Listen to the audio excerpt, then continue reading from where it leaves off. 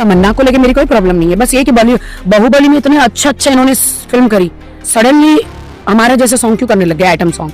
अक्सर ही चर्चाओं में बने रहने वाले और बॉलीवुड के भाईजान सुपरस्टार सलमान खान को आतंकी घोषित कर दिया गया है। मैं जो बातें कहने जा रहा हूं, मैं चाहूंगा कि बिहार का नौजवान उन्हें ध्यान से सुने। ट्रंप ने आदेश दिया कि रूस से तेल खरीदना बंद करो। मोदी फटाफट आदेश का पालन करने में जुट गए। ठोक देंगे कट्टा कपार में, आइए ना हमरा बिहार में।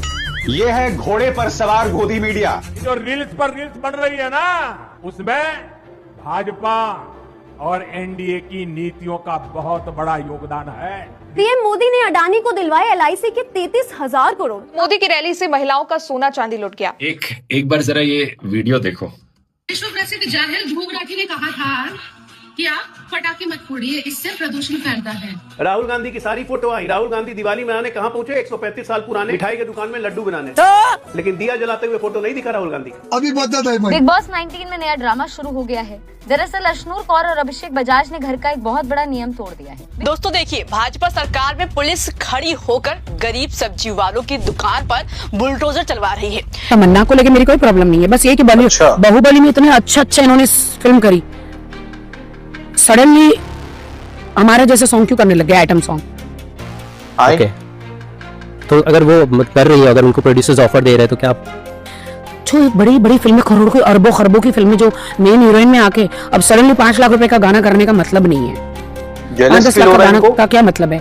आज की रात बड़ा हुस्न का आंखों सी लीजिए, मतलब नहीं। ये गाने हम करते हैं, ये बियर बार टाइप के सॉन्ग है, ये हमें सूट करते हैं, ये नो आइटम सॉन्ग। अब ये हीरोइन भी बनेगी, अब ये आइटम सॉन्ग भी करेगी, अब ये बहन भी बन जाएगी, अब ये सब कुछ कर लेगी, तो हम क्या करेंगे? हम क्या बियर बार में जाकर डांस करेंगे? हम क्या करेंगे? तो ये हीरोइन है, ये हीरोइन मटेरियल है। अब हमारे लिए कुछ तो छोड़ दो। तमन्ना, तुम खूबसूरत हो, तुम एक्चुअली हीरोइन में उतनी नहीं चली, तो अब ये आइटम सॉन्ग करके अपना करियर चला रहे हैं। अक्सर ही चर्चाओं में बने रहने वाले और बॉलीवुड के भाईजान सुपरस्टार सलमान खान को आतंकी घोषित कर दिया गया है। दरअसल बॉलीवुड अभिनेता सलमान खान ने हाल ही में सऊदी अरब में एक शो के दौरान बलूचिस्तान को पाकिस्तान से अलग देश बता दिया था, जिसको लेकर पड़ोसी देश तिलमिलाया हुआ है। शहबाज सरकार ने सलमान खान को आतंकी घोषित कर दिया है। इसको लेकर पाकिस्तान के गृह मंत्रालय ने नोटिफिकेशन भी जारी कर दिया है। पाकिस्तान के गृह विभाग ने सलमान खान को 4th शेड्यूल में डाल दिया है, यानी उन्हें आतंकी घोषित कर दिया गया है। बता दें कि ये लिस्ट एंटी टेररिज्म एक्ट के तहत आती है और इसमें शामिल व्यक्ति पर पाकिस्तान में कानूनी कार्रवाई की जा सकती है।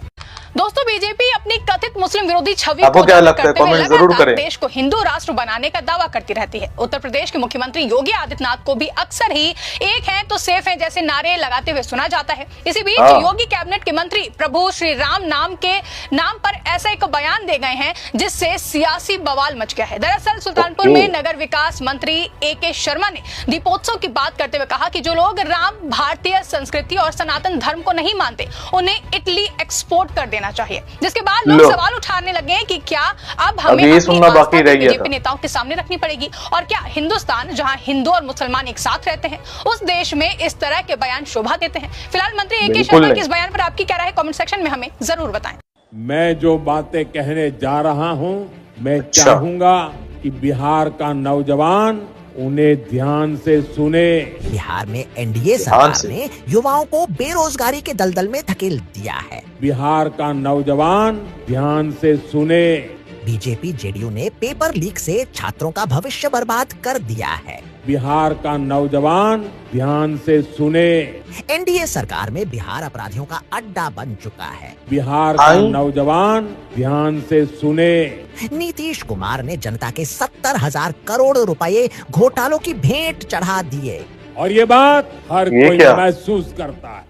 उत्तर प्रदेश के सिद्धार्थनगर के डुमरियागंज में एक रैली का बहुत डीप बातें कही गई हो रहा है, जिसमें दावा किया जा रहा है कि बीजेपी के पूर्व विधायक राघवेंद्र प्रताप सिंह जनसभा में हिंदू लड़कों से मुस्लिम लड़कियों का अपहरण करने के लिए कह रहे हैं। साथ ही शहर के बड़े मौलाना और मुसलमान भी दे रहे हैं। पूर्व विधायक राघवेंद्र प्रताप सिंह के मुताबिक 1 महीने के अंदर 2 हिंदू लड़कियों ने मुस्लिम लड़कों से शादी कर ली है। इसी सिलसिले में एक बैठक बुलाई गई थी। बैठक में ये तय हुआ कि इन दोनों लड़कियों के बदले 10 मुस्लिम लड़कियों का अपहरण किया जाएगा। पूर्व विधायक ने सभा को संबोधित करते हुए कहा कि मैं कह रहा हूं कि 2 पे कम से कम 10 मुसलमान लड़की लाओ और उनको हिंदू बनाओ। इसके साथ ही पूर्व विधायक कहते हैं कि कितने नौजवान तैयार हैं, जरा हाथ उठाओ। आगे कहा कि शादी हम कराएंगे और ये घोषित करते हैं कि जो हिंदू लड़का मुस्लिम लड़की लाएगा उसकी नौकरी का इंतजाम हम करेंगे। पूर्व विधायक राघवेंद्र ने मुसलमानों और मौलानाओं को समझ में आ रहा है। मुसलमानों सुन लो, ये हमें पच नहीं रहा है, ये 2 लड़कियों का बदला तुम पर भारी पड़ने वाला है। गौरतलब है कि बीजेपी शासित राज्यों में मुसलमानों के प्रति नफरत बढ़ती जा रही है। अब मुसलमानों को खुलेआम गालियां दी जा रही हैं। सिर्फ गली के गुंडे उन्हें गालियां नहीं दे रहे हैं, बल्कि वे लोग भी जो कथित तौर पर जनता का प्रतिनिधित्व करते हैं वो भी। नरेंद्र मोदी अपने परम मित्र अडानी के लिए कुछ भी कर सकते हैं। वो देशवासियों की गाड़ी कमाई को भी दांव पर लगा सकते हैं। अब ये बात वॉशिंगटन पोस्ट की खबर में भी सामने आई है। जब अमेरिका में अडानी पर घूसखोरी के मामले में केस हुआ तो दुनिया भर के बैंकों ने कर्ज देने से मना कर दिया। अब मोदी सरकार ने LIC पर दबाव बनाया और आदेश दिया कि LIC अडानी की कंपनियों में $3.9 बिलियन का निवेश करेगी। मतलब LIC करीब 33,000 करोड़ रुपए अडानी को दे। इसके बाद LIC में लगी आम लोगों की गाड़ी कमाई एक झटके में अडानी को सौंप दी गई, ताकि अडानी धंधा बढ़ाकर अपना कर्ज उतार सके। LIC से यह निवेश जबरन करवाया गया, जबकि LIC पहले ही अडानी के शेयरों में निवेश कर अरबों का नुकसान झेल चुका था। ये पैसा देश की जनता का है, लोगों के खून पसीने की कमाई है, जिसे नरेंद्र मोदी अपने मित्र अडानी को डूबने से बचाने पर लुटा रहे थे। ये दिखाता है कि नरेंद्र मोदी को देश की जनता की परवाह नहीं है और वो दिन रात सिर्फ अपने मित्र अडानी के लिए काम करते हैं। ट्रंप की धमकी के आगे एक बार फिर नरेंद्र सरेंडर हो गए हैं। कैसी ट्रंप ने धमकी भाई? आदेश दिया कि रूस से तेल खरीदना बंद करो। मोदी फटाफट आदेश का पालन करने में जुट गए। अब खबर है कि रिलायंस रूस से तेल खरीदना कम करेगा। रिलायंस रूस से सबसे ज्यादा कच्चा तेल खरीदता था। भारत रूस तेल के आयात में बड़ी तेल के दाम फिर बढ़ेंगे, तैयारी में है और ये उद्योग जगत के सूत्र हैं जो बता रहे हैं कि भारतीय रिफाइनरीज जो है वो रूस से तेल आयात में कटौती करने की इस समय तैयारी में। भारत रियायती रूस के तेल का सबसे बड़े खरीदारों में से एक था। ट्रंप पहले ही बता चुके हैं कि इस साल के अंत तक भारत रूस से तेल खरीदना बंद कर देगा। एक बात साफ है, नरेंद्र मोदी कमजोर प्रधानमंत्री हैं। यही वजह है कि भारत के फैसले अब ट्रंप ले रहे हैं। रूस भारत का पुराना सहयोगी रहा है और ट्रंप के दबाव में मोदी रूस से संबंध खराब कर रही है। नरेंद्र मोदी ने अपनी पप्पी झप्पी वाली विदेश नीति से देश का बहुत नुकसान किया है। मात्र 80 रुपए में वोटर लिस्ट से अगर आपका नाम डिलीट कर दिया जाए तो आप क्या कहेंगे? जाहिर सी बात है, आप कहेंगे कि ऐसा क्यों, आपका वोट क्यों काटा गया? जवाब है मोदी है तो मुमकिन है। मोदी राज में वोट चोरी खुलेआम रिश्वत देकर हो रही है।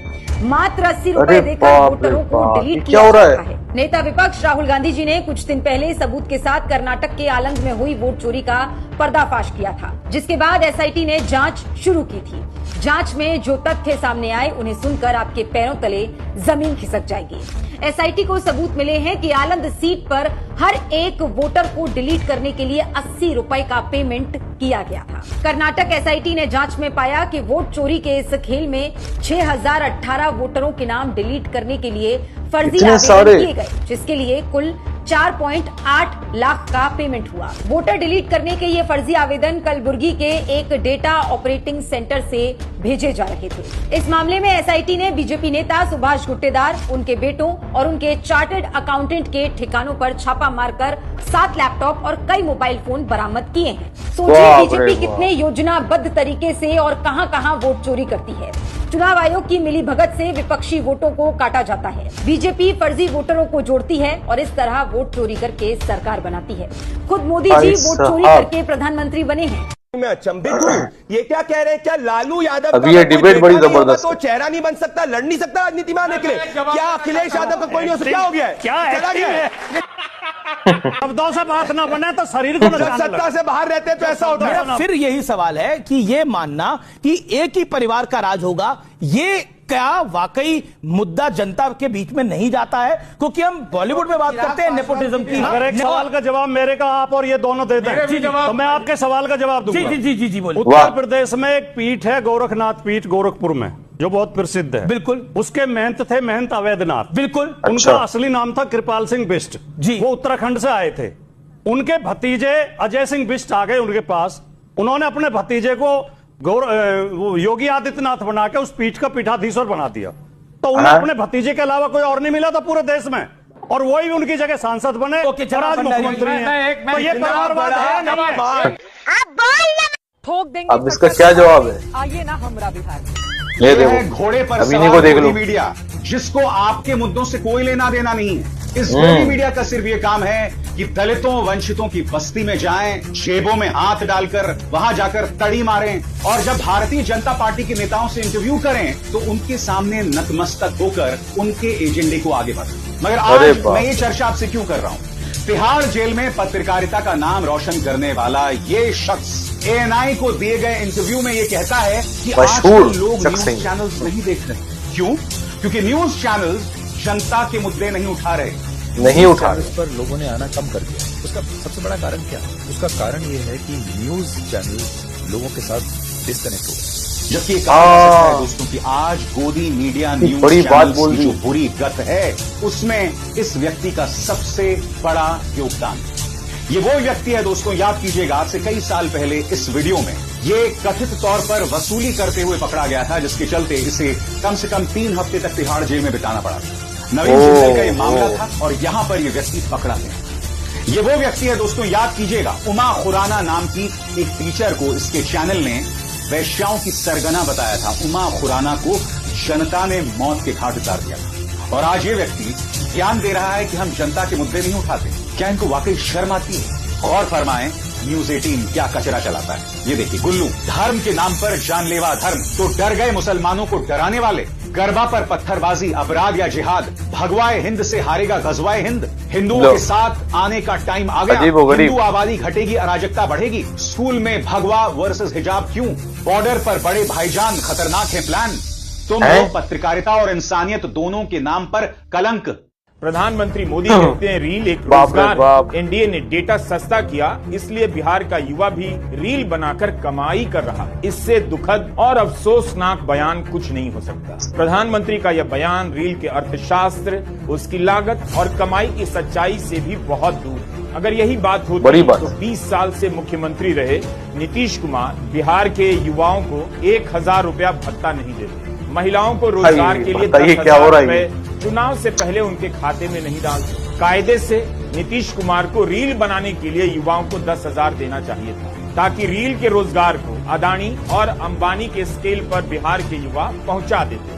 क्या वाकई उन्हें लगता है कि जिस बिहार के माँ बाप अपने बच्चों को डॉक्टर, इंजीनियर, प्रोफेसर, IAS बनाने की तैयारी में सारा जीवन, सारी पूंजी झोंक देते हैं, वो चाहेंगे कि रील बनाने को रोजगार समझा जाए? अगर रील ही रोजगार है तब प्रधानमंत्री को भी राजनीति छोड़कर रील बनाना चाहिए। एक बात ध्यान में रखने की है, सोशल मीडिया में कंटेंट क्रिएशन एक अर्थव्यवस्था का रूप लेता जा रहा है, लेकिन वह सरकार के कारण नहीं। गूगल और इंस्टाग्राम ने जो इकोनॉमी पैदा की है, या फेसबुक ने या X ने, वह मोदी सरकार की देन नहीं, बल्कि सरकार ने तो कंटेंट क्रिएटरों पर बंदिश लगाने के लिए तरह तरह के नियम अधिकारियों को सौंप दिए। यूट्यूबर लोग इसलिए बनने के लिए मजबूर हैं क्योंकि गोदी मीडिया ने सच दिखाना बंद कर दिया, पत्रकारिता का गला घोंट दिया गया। ये जो रील्स बहुत बड़ी बातें कही है उसमें भाजपा अब वो वीडियो है, देख लीजिए। नीतियों का बहुत बड़ा योगदान है।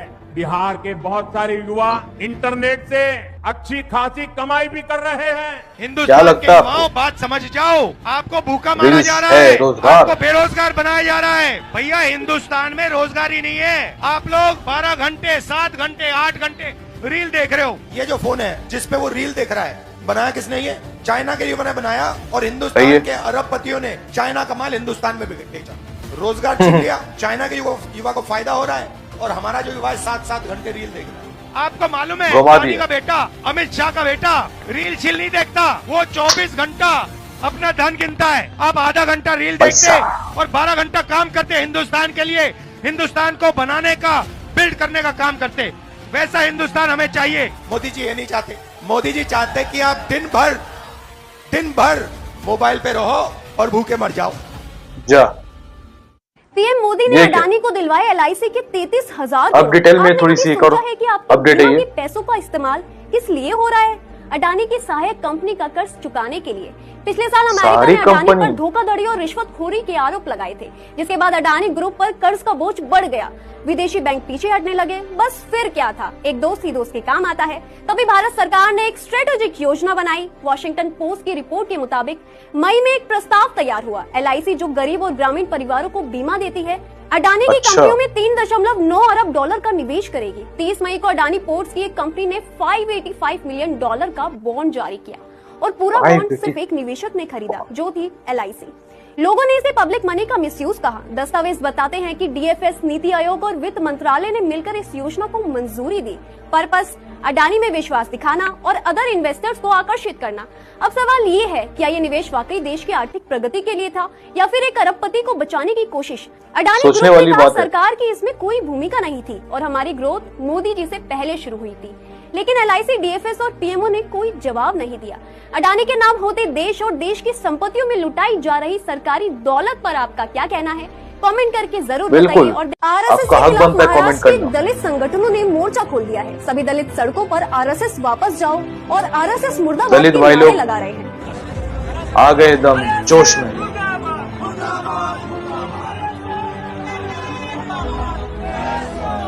सब एक साथ। ये मोर्चा VBA ने छत्रपति संभाजी नगर में शुरू किया, जिसके बाद लाखों अम्बेडकरवादी सड़कों पर है। प्रकाश अम्बेडकर ने ट्विटर पर पोस्ट पर लिखा, RSS ने भारतीय तिरंगे का विरोध किया। RSS बाबा साहेब द्वारा दिए गए संविधान की जगह मनुस्मृति को देश का कानून बनाना चाहती है। जब बाबा साहेब के दिए संविधान को अपनाया गया तो RSS ने न केवल उसका विरोध किया बल्कि संविधान को जला के विरोध किया। RSS समानता से नफरत करती है। RSS दलितों, आदिवासियों और OBC से नफरत करती है। RSS बौद्धों, मुसलमानों और ईसाइयों से नफरत करती है। विरोध प्रदर्शन के चलते औरंगाबाद में 7,000 से ज्यादा पुलिस बल तैनात किया गया है। सोशल मीडिया पर लोगों ने पोस्ट किया, हमारा देश फूले, शाहू और अम्बेडकरवादी विचारधारा से चलेगा, मनुवाद से नहीं। दरअसल अहमदनगर के सोनाई गांव में एक दलित युवक पर बर्बर हमला हुआ। उसे अगवा कर पूरी तरह पीटा गया और अपमानित किया गया। प्रकाश अम्बेडकर का आरोप है कि हमलावरों का संबंध RSS से था। वंचित बहुजन अघाड़ी के नेता प्रकाश अम्बेडकर ने इस घटना की निंदा की और आरोपियों पर मकोका के तहत सख्त कार्यवाही करने की मांग की, जिसके बाद RSS के खिलाफ दलित संगठन सड़कों पर आ गए। कमेंट करके बताइए इसमें आपकी क्या राय है। और पीएम मोदी की रैली से महिलाओं का सोना चांदी लुट गया। जी, बिहार में समस्तीपुर के दूधपुरा हवाई अड्डे मैदान पर मोदी की रैली थी, जिसमें महिला गैलरी से कई महिलाओं के जेवर गायब हो गए। सभा के बाद कई महिलाएं रोती हुई बाहर निकली, जबकि गैलरी में भारी सुरक्षा व्यवस्था थी। बावजूद इसके महिलाओं के गले से ज्वेलरी, उनके मंगल सूत्र चोरी हो गए, यानी कि सुरक्षा व्यवस्था में तो चूक। साथ ही मोदी की रैली में चोर भी पहुंचे हुए थे। ऊपर से महिला गैलरी जहां केवल महिलाएं थी, वहां से औरतों का जेवर लुट गया। जब एक औरत ने शिकायत करी तो उन्होंने पुलिस ने ये कहकर भगा दिया कि वो झूठ बोल रही है। एक रैली में भी सुरक्षित नहीं। विश्व प्रसिद्ध जाहिल ध्रुव राठी ने कहा था कि आप जरा ये सुन ले, इससे प्रदूषण फैलता है, तो इसीलिए प्रदूषण फैलाने की जिम्मेदारी हम सभी ने अपने कंधों पर ले ली और हम जमकर पटाखे फूट रहे हैं। इतने बोलने हैं कि सारे खत्म कर दो इस साल। क्या पी के आई है ये? तो बहुत से लोगों ने रिक्वेस्ट करी थी। अब मैं कहना चाहूंगा कि खाने में कभी गोबर मत खाना, क्योंकि गोबर सेहत के लिए हानिकारक होता है। राहुल गांधी की सारी फोटो आई। राहुल गांधी दिवाली में समझ ही गए होंगे आप। 35 साल पुराने मिठाई के दुकान में लड्डू बनाने, लेकिन दिया जलाते हुए फोटो नहीं दिखा राहुल गांधी। अभी बता दे भाई, हमें आस्था को प्रूव करने के लिए फोटो दिखाने की आवश्यकता नहीं है। ये बड़ी अच्छी बात कही है। विरासत में गद्दी तो मिल सकती है, बुद्धि नहीं मिल सकती। अच्छा, विरासत जो है उन्हीं लोगों की होती है जिनके पास परिवार होता है। जिनका परिवार नहीं होता, आपके पास विरासत है, तो आपके दल में नहीं है विरासत। वो लोग बेचारे अपनी विरासत को खोजते हैं, तो क्या दिक्कत है? ये राजनीतिक विरासत की बात हो रही है। अरे अमीश सुनो, ये आलोक अपना वकालत खुद कर सकते। अरे मैं आपसे बोल रहा हूँ, ये क्या तरीका है? अमीश सुनो, क्या नाम आलोक को संबोधित करके कर रहे हैं? कार्यक्रम मेरा है, आप आलोक को संबोधित करें, आलोक को संबोधित लग गई। आप बोल रहे हैं अमीश, मैं अरे बाप रे, मैं भी सभ्यता के दायरे में बात कर रहा हूँ। आपको अगर रखना है टीवी पे डिबेट में रखिए, और नहीं रखना है तो मैं आपके बुलाने पे आया, अपने आप नहीं आया। नहीं तो बुलाने पे आया तो आपको मौका तो दे रहे हैं। आप कह रहे हैं विरासत होती है। आलोक और भारतीय जनता पार्टी को आपको बचाने की आवश्यकता नहीं है। तो मैं सवाल, और अगर आपको भारतीय जनता पार्टी को बचाना है तो आलोक को किसी दूसरे चैनल पर भेज दीजिए। आप ही भारतीय जनता पार्टी के प्रवक्ता बन जाइए। ऐसा सारी बात बोल दी मुझे। चली ना, बिहार के अंदर चुनाव लड़िए, वहां गठबंधन तो आपका हो नहीं रहा, क्या ज्ञान बांट रहे हैं? अब गर्दा उड़ेगा भाई। अरे ज्ञान आप बांट रहे हो और पूरे खानदान समेत बांट रहे हो, ज्ञान बात करते हो। खत्म। 30 सेकंड का सवाल पूछोगे, 5 सेकंड में ठोक दोगे। बात तो सही है, बिल्कुल 5 सेकंड कर रहे हो। उसके बाद प्रवक्ता ही नहीं, पत्रकार ही नहीं, पक्षकार बन जाते हो। ऐसा ये क्या लेने के देने पड़ गए। बिग बॉस 19 में नया ड्रामा शुरू हो गया है। दरअसल अशनूर कौर और अभिषेक बजाज ने घर का एक बहुत बड़ा नियम तोड़ दिया है। बिग बॉस के बार बार वार्निंग देने के बाद भी दोनों बिना माइक के ही बात करते रहे। अभिषेक और अशनूर की इस हरकत पर बिग बॉस गुस्से से आग बबूला हो गए और उन्होंने दोनों को सजा देने का फरमान घर के कैप्टन मृदुल पर छोड़ दिया। शो का प्रोमो सामने आ चुका है जिसमें बिग बॉस काफी गुस्से में अभिषेक और अशनूर को फटकारते दिख रहे हैं। बिग बॉस ने कहा, अभिषेक और अशनूर आपने मुझे मजाक समझ लिया है। इसके बाद बिग बॉस ने घर के कैप्टन मृदुल से कहा कि वो इस बात का फैसला ले कि अशनूर और अभिषेक को घर से नॉमिनेट होना चाहिए या नहीं। अब मृदुल तिवारी क्या फैसला लेंगे ये तो शो देखने के बाद ही पता चलेगा। मगर ऐसे रिपोर्ट है कि मृदुल ने दोस्त अशनूर और अभिषेक को दूसरा मौका देने को कहा, जिससे बिग बॉस और ज्यादा भड़क गए और बिग बॉस ने अशनूर और अभिषेक को छोड़कर बाकी सभी घर वालों को घर से बेघर होने के लिए नॉमिनेट कर दिया। अब मंडे का एपिसोड देखने के लिए फैंस सुपर एक्साइटेड है। दोस्तों देखिए, भाजपा सरकार में पुलिस खड़ी होकर गरीब सब्जी वालों की दुकान पर बुलडोजर चलवा रही है। गरीबों की उम्मीदों को रौंदा जा रहा है। ये सब भाजपा शासित राज्य हरियाणा में हुआ है। दरअसल बहादुरगढ़ जिले के पटेल नगर में ACP Dinesh Kumar traffic jam हटवाने पहुंचे थे, लेकिन उन्होंने सड़क किनारे बैठे सब्जी वालों को सब्जी फल हटाने का मौका दिए बिना ही जेसीबी चलवाने का ऑर्डर दे दिया। फिर सब्जी वालों की उम्मीदों और सपनों को इस तरह रौंद दिया गया। एसीपी दिनेश कुमार के इस कदम ने गरीबों की उम्मीदें, उनकी रोजी रोटी और पैसा कमाते हैं लोग, सवाल उठाए ईमानदारी से, ईमानदारी के साथ अपनी दुकान चलाते थे और अपने परिवार को पालते थे। एटलीस्ट उनको अपना सामान उठाने का टाइम तो मिलना चाहिए था, लेकिन भाजपा सरकार को गरीबों की मेहनत नहीं दिखी। तो दोस्तों देखा आपने, ये सारी अपडेट्स हमने आपके सामने रखी है। देश भर में क्या चल रहा है ये सारे मामला आपके सामने रख दिए। इन सारे अपडेट्स पे आप क्या राय रखते हैं? आप अपनी कीमती राय हमारे कमेंट बॉक्स में जरूर शेयर करें। मिलते हैं आपसे अगली वीडियो पे, तब तक आप अपना ख्याल रखें।